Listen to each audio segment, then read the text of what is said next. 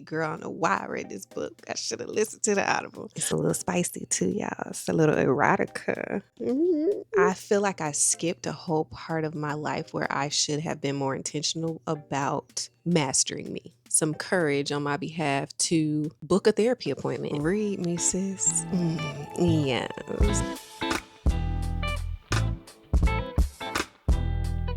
This year, I learned that I really like reading. But more than I like reading is that I like learning about myself. But Read Me Sis is my new series that I plan to do quarterly, but we may do it more, you never know, about books that I've read that have read me fulfills. And we're going to talk about it, what I learned about me, questions that I might have for you, and then I'm just going to give you a little tea on what I thought about the book. So without further ado, let's get into it.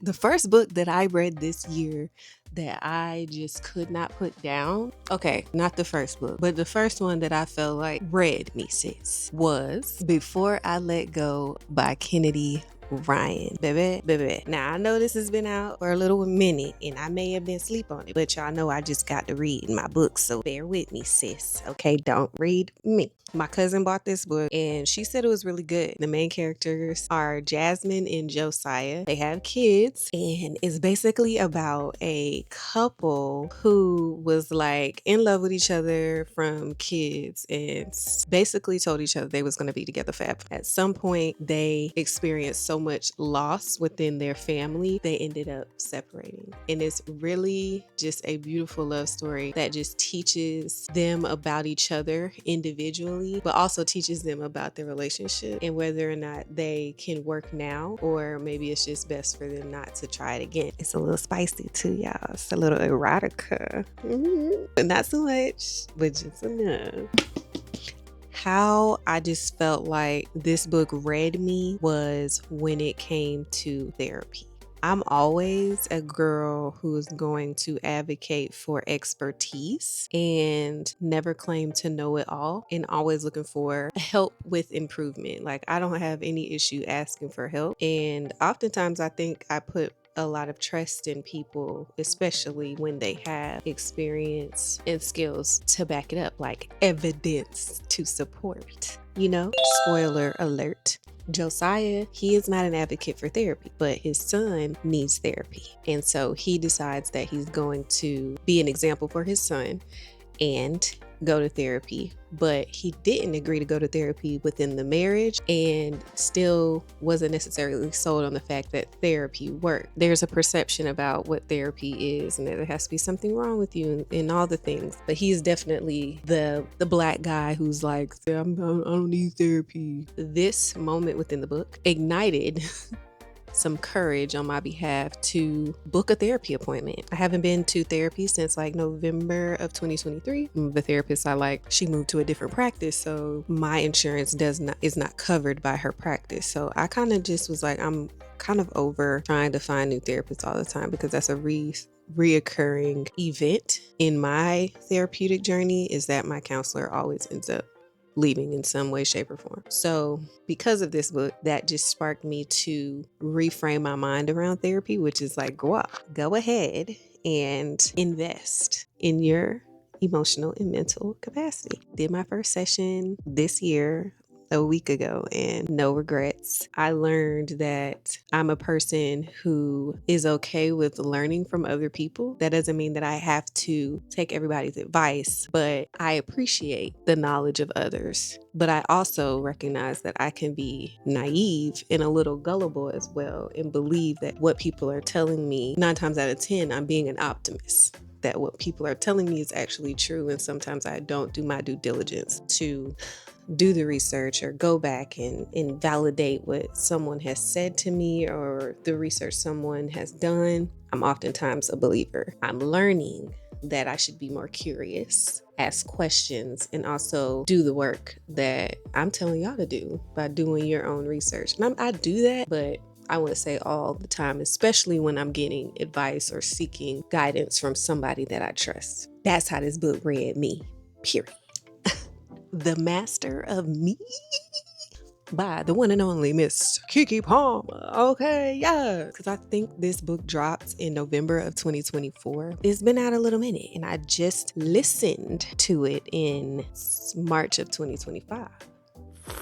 And honey, if you read the book, baby, go back and listen to the Audible, because my girl Keke is so animated. She is my favorite Virgo queen. You hear me? Queen of the reframe. And I'm learning so much from this book about her, but not only about her, but things that I can instill in my life to help me reshape and reframe my mind to be more optimistic about myself. But before we get into my read, sis, let me tell you about the book. The book really is what what she calls a memoir. She talks about various stages of her life and certain people she's met and interacted with that's either been in her life or are still in her life that have in some way helped her figure out who she is. But she's also has done the work to figure out her identity and to define that. I love that in this book she has like a section where it's like a pop quiz, like, sis, what did I teach you?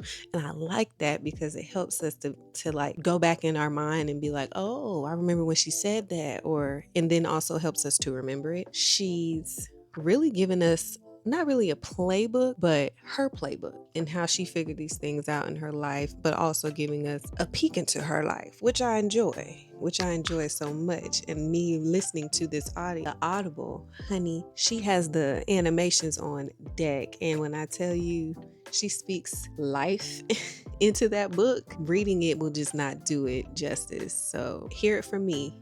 Go back and get the Audible. Come back and tell me what you think, because I know it's going to be, girl, I don't know why I read this book. I should have listened to the Audible. But anyway, how I feel like this book read me, I realized I feel like I skipped a whole part of my life where I should have been more intentional about mastering me. And I'm 30 years old now, working on mastering me. Keke talks about a lot of her childhood experiences and just reflecting on those and what she's learned and the trauma and growing up in the industry and having to provide for her family and all the things that it's taught her and how it has shaped her in some ways.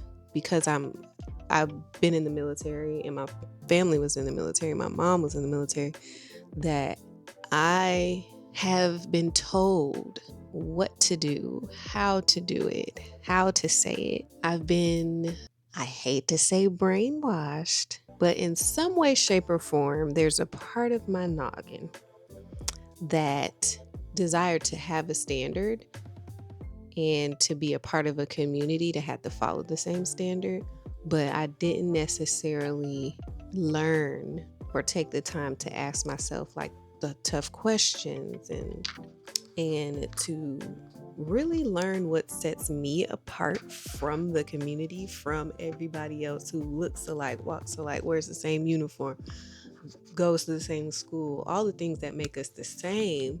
I'm like, but girl, what makes me me?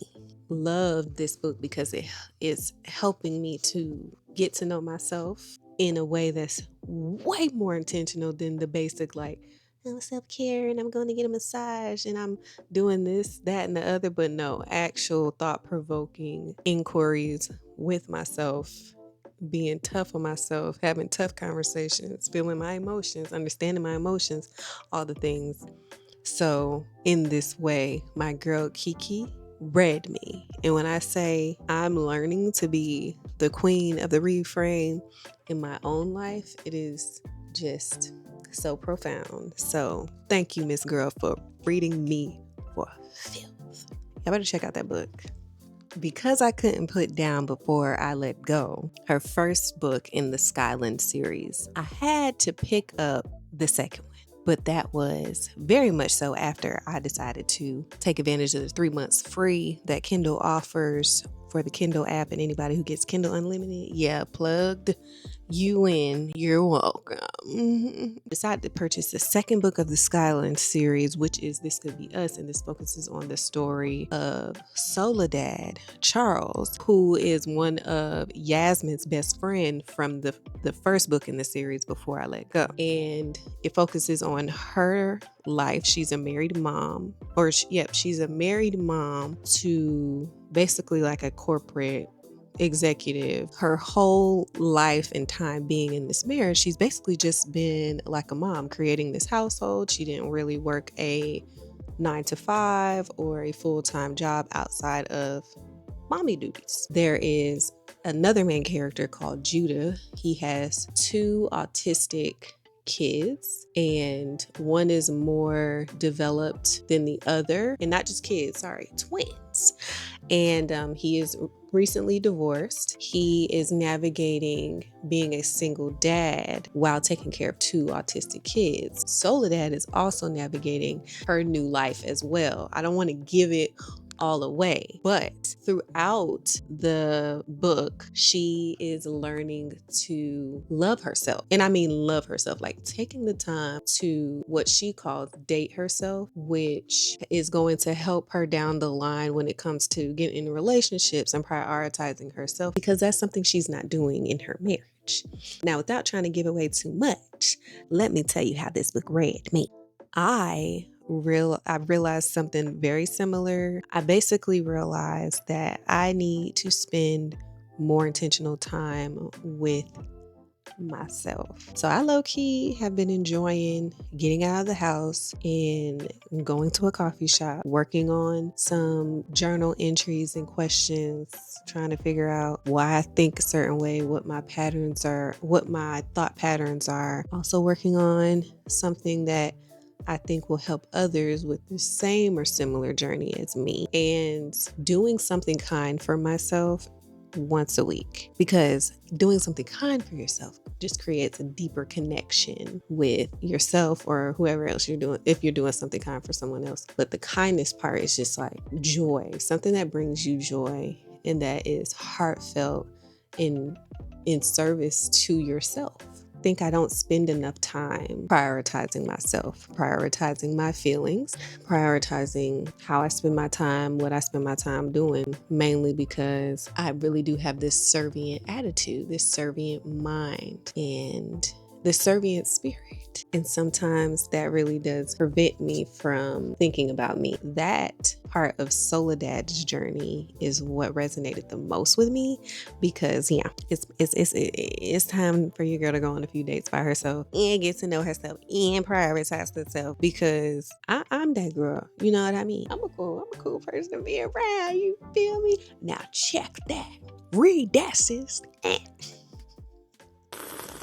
All right, so I only gave y'all 3 books for the first Read Me Sis episode, but what I want to leave you with when it comes to these books and some thoughts about how you can read yourself is ask yourself, like, what part of this book resonated with you? Was there any part of that book that made you feel uncomfortable or made you reflect on a certain part of your life that either you feel like may have been consistent with something you read in this book or very different than what you read in this book? How did you handle that? What thoughts and feelings came up? The last question is, like, I want you to, I mean, of course, like I've been doing with myself and sharing with you, is like self-check.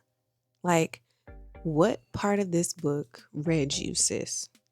And it doesn't have to be like a gag moment, okay? It doesn't have to be anything negative. It could be something very positive. But what I want you to come out with is improvements. It could be knowledge about yourself, plans of action if you want to take steps like I did with going to therapy, all the things. But ultimately, this series is just for us to dive into more of the intentional things, not just reading a book, but reading the book so we can do a little self-check, so we can read each other. You hear me? We got to be intentional, and we got to find a little purpose in all the things we do. So that is why I wanted to do this series and take it just a little step further. Let me know if you enjoyed it in the comments below. Should we do more? I feel like regardless, I'm going to do more because it's helping me to really hone in on myself. You feel me? I will see y'all on the next Read Me Sis episode. It is your girl, Liz Latrice. Remember to always protect your peace. Bye.